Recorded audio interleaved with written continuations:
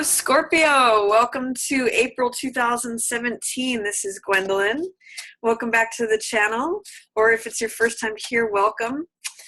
This video is going to be a monthly Tarotscope for Scorpio for April. And while I shuffle here, I just want to let you know that I've got some exciting announcements for April, and if you stick around at the end of the video, I'll be announcing those then. But I'm just going to get straight into the monthly Tarotscope for Scorpio here. And at the end of March, there was a new moon in Aries, and that happened in your 6th house of work, of day-to-day routines and structures and schedules and health. So you have a new moon in Aries in your 6th house, Scorpio, that's going to be lasting. The effects of that, whatever seeds that you sow during this new moon, are going to have effects and be growing over the next 6 months. So for example, if you wanted to start a new workout regime or a new health regime, new diet, new lifestyle, new day-to-day routine, changing up what you do on a daily basis, now is a really good time to begin that, Scorpio, because you have the energies of this new moon, and it's in Aries, which is a very active sign. It's got a lot of motivation, enthusiasm, passion, energy. It's got all that Mars action energy. So if you're trying to do something related to your day-to-day routine, trying to start something new or establish something related to health, workouts, physical stuff, changing up your day-to-day schedules, routine, work, any of that, all Virgo stuff, which is 6th house, that new moon in Aries in your 6th house is going to help you do that. So without any further ado, let's get straight into April for Scorpio. Central card is Queen of Rods. What's in your shadow position is 2 of Rods. What's passing away is Star. What's approaching is Emperor. And what's highlighted is Ace of Coins in the reverse position. For week 1, your feature card is Knight of Swords. For week 2, we've got 8 of Wands. For week 3, High Priestess. And then week 4, 10 of Wands. So the central card, what's central for you, let me put this here, what's central for you for April is Queen of Wands. And this means shining forth with boldness, with confidence, with radiance. Queen of Wands is usually very assertive, very attractive. She's fiery, she's passionate, she's got a sunny disposition.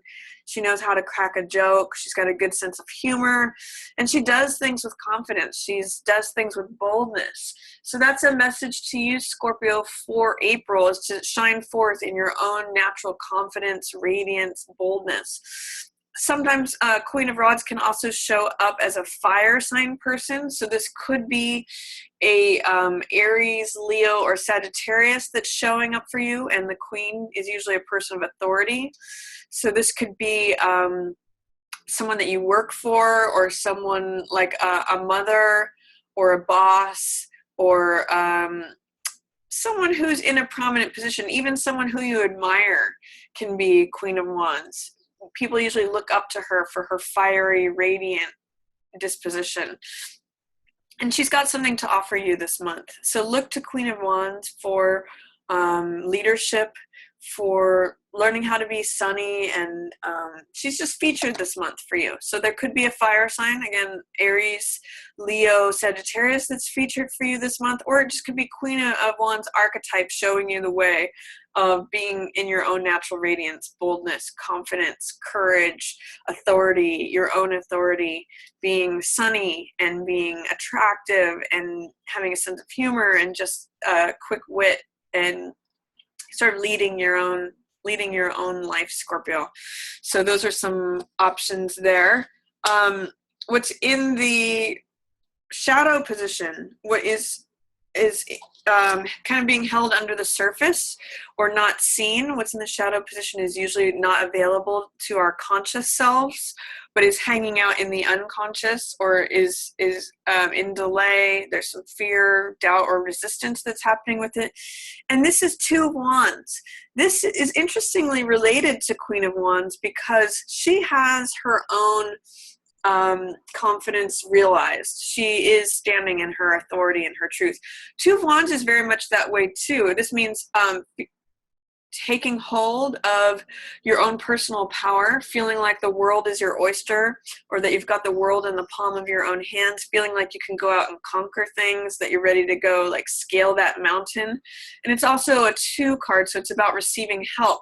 So with this card in the shadow position, it says that there may be some challenges to feeling like you've got the world in the palm of your hands, feeling like you're willing to accept help to go do the things that you want to do. I really get the sense that this may be you hanging out in the shadows, and you may need to take some cues from Queen of Wands here. So if Two of Wands is hanging out in the shadows, like you're kind of just feeling a little bit behind the scenes, in feeling your own boldness, your own personal power, going forward with what you want to accomplish, and being willing to receive help, look to Queen of Wands to show you the way to that, because this is a theme for you for April, is connecting with your own personal power. And Queen of Wands can show you that way. Look to a fire sign to help you get in touch with that. And you may be able to take on her archetype. There's someone who's going to be leading the way as far as that goes. And hopefully it will connect you to your feelings of personal power, willingness to go out there and take on the world and accomplish things. There also, what I'm seeing also in this card is that there may be someone who's willing to help you, but they're here in the shadows. You may have to go seek them out. So whatever it is that you want to accomplish, whatever tasks, I always say it's climbing that mountain, but whatever that means to you in terms of what you want to go do in the world, there may be someone who's ready and willing to help you, but you need to go seek them out, because they may not be out on stage, out in the forefront. They may just kind of be hanging out in the shadows. What's passing away is Star energy. This is a card of self-acceptance and of renewal. So you may have just had a period of really confronting some vulnerable parts of yourself. Star is all about accepting yourself in the world just as you are, with no status, she doesn't even wear any clothes. She's naked and open and vulnerable, and accepting herself as just part of nature, just like the bird, just like the tree, just like the flower. They all have their inherent worth and place in nature. So when Star is passing away, it means that there may have been a period recently where you were looking at who you are just in the universe, identifying your own self-value, accepting yourself as you are. It's a real card of self-acceptance. And Star also represents hope. So there may be a sense of there's a way of that hope is passing away and you're stepping more into action. This is just a time of renewal, a time of self-acceptance. Again, just valuing yourself as part of nature. What's approaching is Emperor. So this can also, for some of you, just mean like you got back from vacation. Star is a time of renewal. So it may be that the time of resting and relaxing and being in nature and going on vacation is ending, and what's coming up is Emperor energy. Now, Emperor has to do with rules and structures and leading the kingdom, leading the empire. It may be that you're stepping into your authority in April, and that there is something that you're going to lead. The Emperor is at the top of the chain. So he is the commander-in-chief. For some of you, this may mean that you are starting a business. For some of you, it may mean that you're stepping into your own authority, or that you're teaching something. You're leading the charge. There's usually a whole structure of people underneath Emperor. And it can be for some of you that you're going to be building your empire, that you're the one in charge, establishing the rules and the regulations and how things go. You're overseeing something. So for some of you, this could be a big leap forward where you're the person who's large and in charge. That's going to be where Queen of Wands really helps you with that energy, because she's full of authority. She's full of sunny radiance, and she knows how to command. She knows how to lead. She's a queen. Emperor too is leadership energy. So what I'm seeing coming up for you in April is connecting with Two of Wands, which is your own personal power, your own feelings of capability, learning how to receive help, by the way. And then leadership is absolutely both here, both with Queen of Wands and Emperor. So look to see how you can become your own authority in April here. And then Ace of Coins in reverse is highlighted for you. So it looks like there's more money that wants to come in, Scorpio, for April. Aces are new beginnings. So this is like new money, new lifestyle. With that new moon in your 6th house, I'm seeing it kind of more like new lifestyle, new routines. This is a new garden that you can walk through if you choose to receive it. But with it in the reverse position, there's some block or hesitancy or fear of passing through this portal. Like, do I want this new life that's available to me, that the universe is trying to hand to me? Am I ready to receive that? Am I ready to accept this mantle of leadership and recognizing myself as this queen or emperor? You're going to have to ask yourself that question in April, because this is new riches, new assets, new lifestyle, new routine. Are you ready to live a lifestyle that is accepting of this new earth energy, which is diamonds, it's wealth, it's, connecting with anything. In fact, for some of you, it may be like new health, a new body even. That's in reverse right now. So it's saying, I don't know if I'm ready. Usually when a card is in reverse, it's saying there's some doubt, fear, or resistance to that. So I want you to explore, what is it that is causing me to question or not to receive this Ace of Coins, this new thing that wants to come in terms of a physical thing, whether it be money, health, body, lifestyle, routine. Where are the blocks there? So that's what's going on for April for you, Scorpio. Week 1, you've got Knight of Swords showing up. So this could be literally an air sign, which is Libra, Aquarius, or Gemini. And usually knights are very brave. They're usually romantic, clever, playful, but they've got some trickster energy. So knight is very brave, very daring. You can see he rushes into the tower even if it's on fire.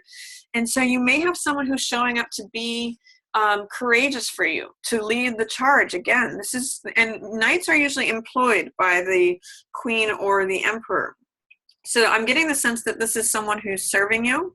This could be like a partner or potential romantic partner showing up, who's going to help you, or it could be like a lawyer. It could be someone who uses their mind, someone who helps you identify things related to the mind. Excuse me. This is someone who's going to help you, Scorpio, in April. They're going to show up in the first week. Let them lead the charge. They tend to have a strong mind. They tend to be aggressive with their mind. They're very insightful, incisive. They can be sharp and cutting, but they don't mince words. They're very blunt.